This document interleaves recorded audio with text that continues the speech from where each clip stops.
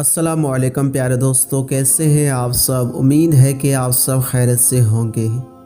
دوستو، ایک چھوٹا بچہ اپنے دونوں ہاتھوں میں ایک ایک سیب لیے کھڑا تھا۔ اس کے والد نے مسکراتے ہوئے کہا، بیٹا ایک سیب مجھے دے دو۔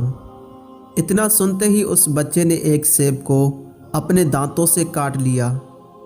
اس سے پہلے کہ اس کا باپ کچھ بول پاتا، اس نے دوسرا سیب بھی اپنے دانتوں سے کاٹ لیا۔ اپنے بیٹے کی اس حرکت پر وہ شخص غصے سے سیخ پا ہو گیا اور اس کے چہرے سے اب مسکراہٹ بھی غائب ہو گئی۔ قریب تھا کہ وہ اٹھ کر اسے سزا دیتا، تبھی بیٹے نے اپنے ننھے ہاتھ کو آگے بڑھاتے ہوئے کہا، ابو یہ لو، یہ والا زیادہ میٹھا ہے۔ دوستو، ہمارے اندر برداشت کا مادہ بہت کم ہے۔